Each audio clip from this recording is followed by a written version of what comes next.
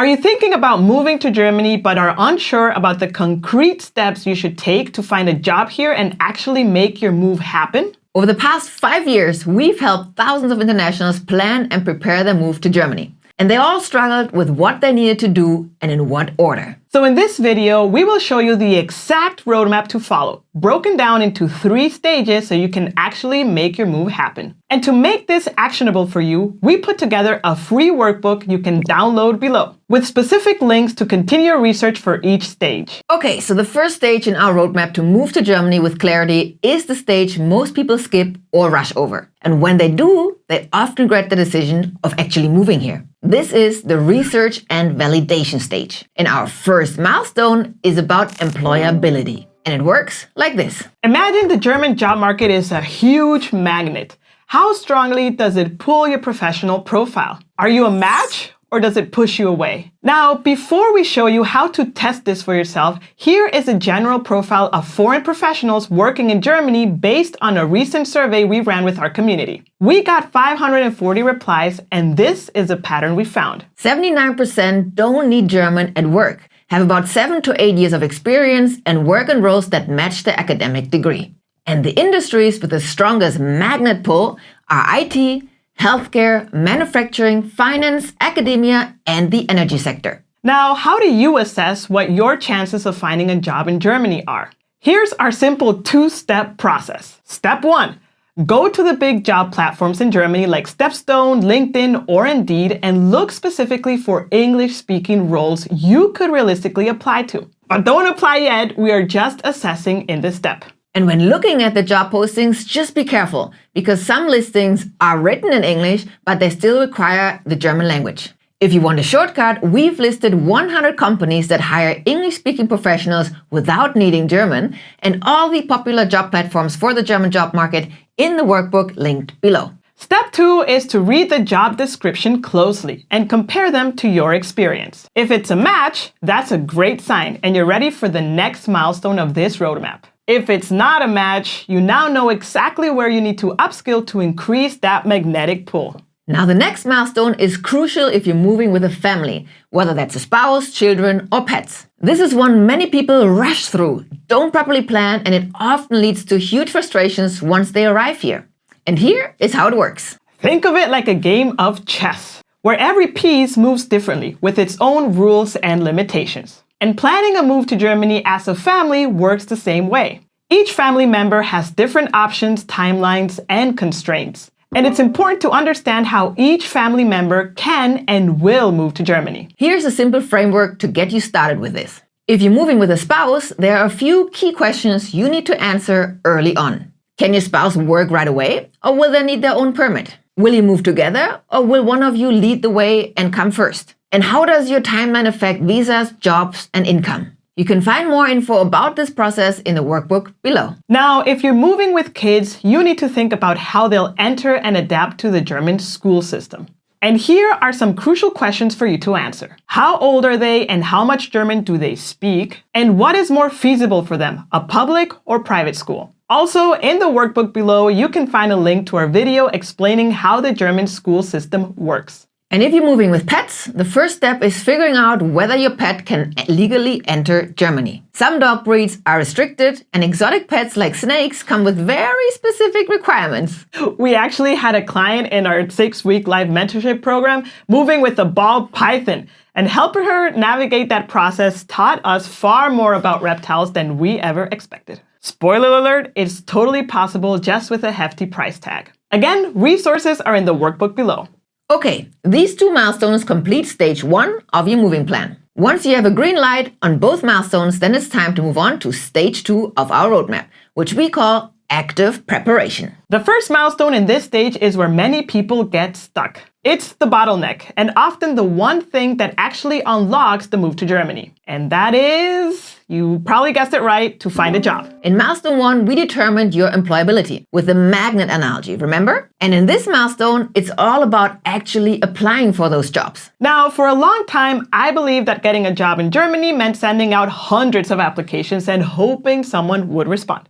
And actually, that's exactly how I landed my very first job here. We call this the spray and pray method. And yes, it worked for me once. But this is slow, exhausting, and far from efficient. Everything changed when I transitioned into a new career as a software developer. That's when I realized that there's a much better approach. Instead of applying everywhere, I started to apply selectively. I looked out for roles that truly matched my experience, put real effort into each application, and sent fewer applications with far more intention. I changed my spray can for a laser gun. And that shift made all the difference. Using this approach, I landed 3 more English-speaking jobs in Germany. But here's the part many newcomers miss. Applying selectively is important, but it's not enough. Like it happened to a client from Brazil. He's a back-end developer and was applying to jobs where he was 100% sure he would get a callback. It's like the job posting was made for him, written for him. But after sending his application selectively, he would still get those terrible rejection emails. He pondered on this because he was a little bit confused. And after watching one of our videos about how to create a killer resume for the German job market, he concluded that the issue was not his experience, but how he was presenting it. He was using the same resume and application strategy he used back in Brazil. And it simply didn't vibe with the German job market. So after updating his resume using our German-style CV toolkit, he applied again to the same roles that had already rejected him. And this time, the exact same employer who had rejected him a few weeks back was inviting him to a job interview. I mean, how crazy is that? And just like with our Brazilian client, we've seen this happen again and again. It's a clear reminder that finding a job in Germany isn't just about applying selectively, but also about presenting your experience in a way German employers understand. And yes, this is absolutely possible from abroad. Many of our clients secure job offers while still living outside of Germany. The key to all of this is that magnetic pull. When your profile attracts the German job market, everything else starts to click. Now we know you might have many questions regarding this milestone. But don't worry, we've included all our resources to help you succeed in finding a job in Germany in the workbook below. Okay, the next milestone is a must-have in Germany. Actually, it is mandatory and everyone by law has to have it. And that's health insurance. Now, although you might already have health insurance back home, health insurance in Germany might work a bit different to what you're used to. During our health insurance deep dive in our live mentorship program, many clients were shocked, mostly in a good way, by how health insurance works in Germany. Here are 3 things that stood out to them. First is that health insurance is not tied to your employer, it is tied to you. So you always have coverage even if you change jobs. Second is that health insurance in Germany isn't free. The cost is actually automatically deducted from your salary. You pay half and your employer covers the other half. And third is that big medical events don't automatically mean big bills in Germany. For example, I once had a surgery, all is good, nothing serious, and I had to stay at the hospital for 3 days, and I paid a whopping 30 euros. In Germany, there are 2 types of health insurance, public and private. And which one will apply to you depends mainly on your salary and health situation. But it's important to know that your German health insurance only starts on your first day of work. That means you need extra coverage from the moment you land until your first day of work. And for most newcomers, there's a gap of a few days or even a few weeks in between. And for that period, you'll need a different type of coverage, commonly called incoming health insurance, which is also a requirement for your work visa application. Speaking of which, that is milestone number 5, getting your work visa. And this is where many people, especially those coming from countries like the US, get confused. So here's an example of how this works. We recently worked with a client from Texas who received a job offer for an English-speaking management role in Germany. Her plan was to move to Germany first and then apply for her work permit from within the country. The problem with that approach, though, is time. Applications from within Germany can sometimes take months. And with that uncertainty, she couldn't give her employer a clear start date, because without a work permit, she was not allowed to work, even with a job contract in hand. Inside our live mentorship, she learned there was a faster option. And that is that she could apply for a work visa directly at her local German embassy. She chose that route and received her work visa within just a few weeks. And that visa allowed her to move to Germany and start working immediately. And once here, she could then turn that work visa into her long-term work permit that looks something like this. So the task for this milestone is to get that work visa from a German embassy or consulate near you. Now, before we reveal the next milestone, let me ask you something. Imagine landing in Germany, arriving at your new place, and realizing there's no bed, no light bulbs, no kitchen, and no furniture at all. Yeah, that is actually very normal here. Most long-term apartments in Germany come completely empty. They're naked, and furnishing is entirely up to the tenant and takes a lot of time. On top of that, renting a long-term apartment from abroad is tough, especially if you've never lived in Germany before. You're usually missing things like a German credit score, your city registration, and payslips, all of which take time to build. That's why milestone number 6 is booking a short-term furnished apartment for your first 3 to 6 months in Germany. There are a few big advantages to this. First is that it's fully furnished, so you don't have to rush to IKEA on your first few weeks and add that extra stress. Plus, you have a bed when you arrive. Second, all utilities are included. Things like internet, electricity, and heating. And third, there's no long-term commitment, which gives you time to get to know the city and choose the neighborhood you actually want to live in long-term. Yes, short-term apartments are usually more expensive than long-term rentals, but for those first few months, the peace of mind and flexibility are, in our experience, totally worth it. You'll find resources to explore short-term housing options in the free workbook linked below. Okay, so if you don't plan this next milestone properly, it can cost you hundreds of thousands of euros. I'm not kidding. And here's how that can happen. I was on the phone with our German tax consultant, one of the vetted experts for our mentorship program, when he shared a story that really stuck with me. He told me the story of a client who had moved from Belgium to Germany. While living in Germany, he continued to receive income from an asset he still owned in Belgium. Now, he assumed he understood European tax rules, so he kept paying taxes on that income in Belgium. One day, he received a letter from the German Finanzamt, the IRS here, telling him that he owed 300,000 euros in taxes. Oh man. As it turns out, he needed to pay taxes in Germany and not in Belgium. He now has to somehow make this payment in Germany and try to get the money back from the Belgian government. I mean, that's tough. That is why milestone number 7 is a crucial one, and that is to prepare your finances. And this is where you want professional guidance, especially from a tax consultant, to understand how your income, your assets, and your savings should be handled when you want to move to Germany. It's also important to plan how you transfer your money to Germany. Larger transfers, often anything above 10,000 euros, can trigger checks or even temporarily freeze your German bank account if they're not expected. So having a clear money plan before your move can save you a lot of stress and potentially a lot of dinero. With milestone number 7, we conclude the active preparation, which is stage 2 of our roadmap to move to Germany with clarity. You have learned how to find a job, when and which health insurance to book, the importance of getting a short-term apartment, and preparing your finances before you actually move here. With that game plan in place, we unlock stage number 3. And this is actually the fun stage where you finally set foot in Germany and start living your life here. And we call this stage moving and settling. Very original naming.